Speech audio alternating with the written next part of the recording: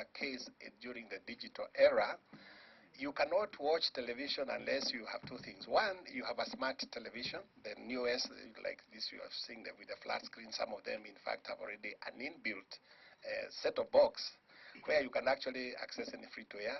The second one, and the only other way, is to have a set-top box, which is able to convert the analog signal to a digital signal. So now, the number of set-top boxes in the market is totally, completely vital for the survival of free-to-air television operators. CAK has been totally, completely reckless in terms of this digital migration process, because as you are hearing, when they were saying that we should migrate on December 2013, with only 27,000 set-top boxes and a few, maybe 200,000-300,000, pay television. To me, I can't think of anything much more reckless than that, to say we are migrating, but we are only migrating 20,000 viewers instead of 10 million.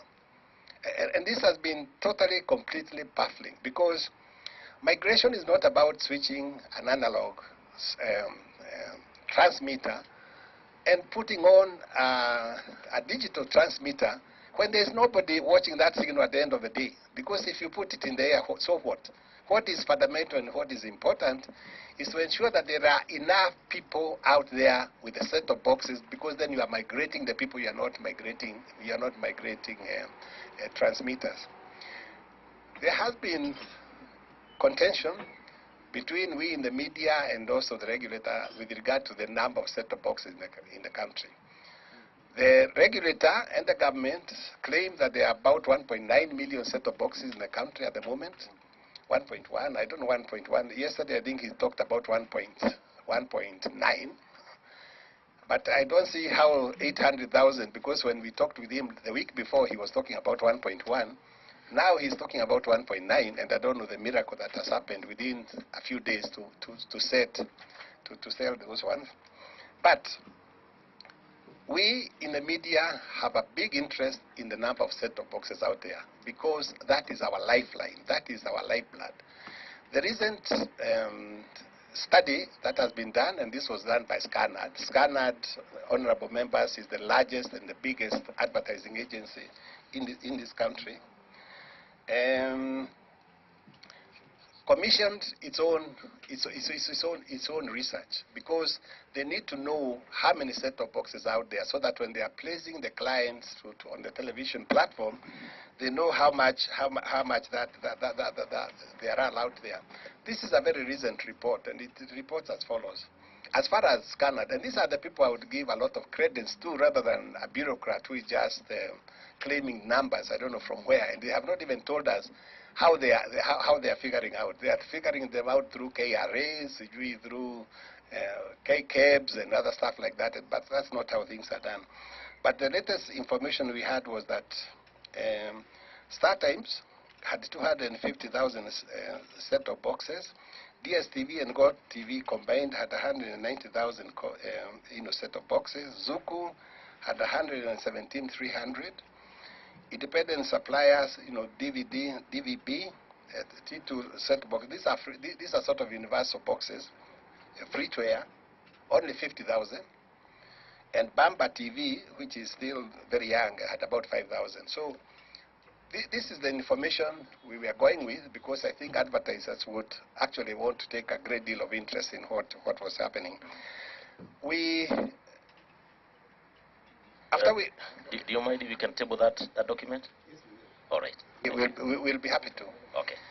Apart from that, this document also shows quite a lot of things, because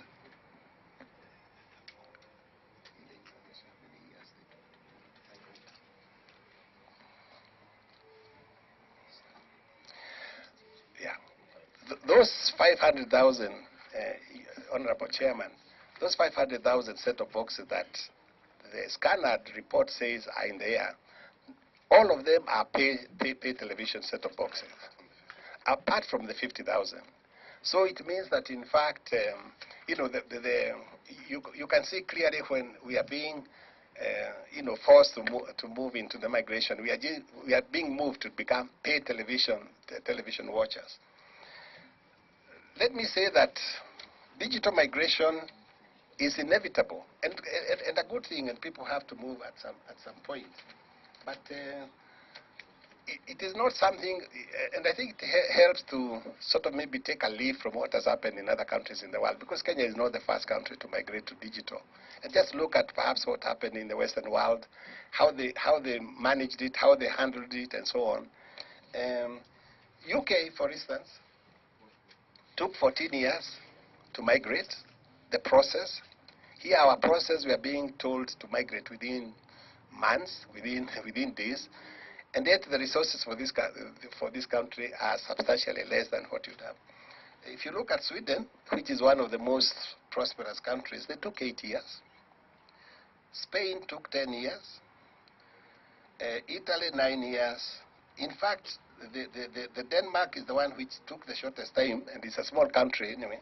They took 3 years. Okay, so the rush to move to digital migration is, you cannot actually see the justification, because on a technical front, the reason for the migration is twofold. One, the ITU tries to ensure that there is orderly operation of the frequencies across the international borders, so that if you are in Namanga, you are broadcasting from Namanga, and the other one is on this side of the border, and the other one on the Tanzanian side of the border. You don't conflict with one another. But it's not a matter of life and death. Indeed, as we speak today, only more than 30 countries in Africa will not, in sub-Saharan Africa, will not have migrated by June 17th. Okay, if at all. We think that, in fact, that is a conservative number, because the only countries we know in Africa which have migrated to date are only 3 that we are aware of. We are not aware of them. That's Mauritius, Rwanda, and Tanzania. Okay, so even and I know Uganda has expressed the hope that they will migrate this year. We ran a television station in Uganda, NTV Kenya, NTV Uganda. They are not migrating by June 17th. So essentially, Tanzania migrated in December 2012. We have not. The Kenya did not migrate until December 2014. We are not aware about any problems that have been caused because our neighboring country has migrated to digital and we have been on the analog platform. In any event, by migrating, when we did in December 2014, we are surrounded. Our neighbors are Somalia. They are not migrating, I think, until 2020, although they don't have anything close to our border there, so that's not even a big issue. The Ethiopia are not migrating, I think, until 2020, and that's a big one and very important for us. Uganda, as I said, they have said 2015, but I know they will not do it because we have not even been discussing this. Tanzania, yeah, they are there, but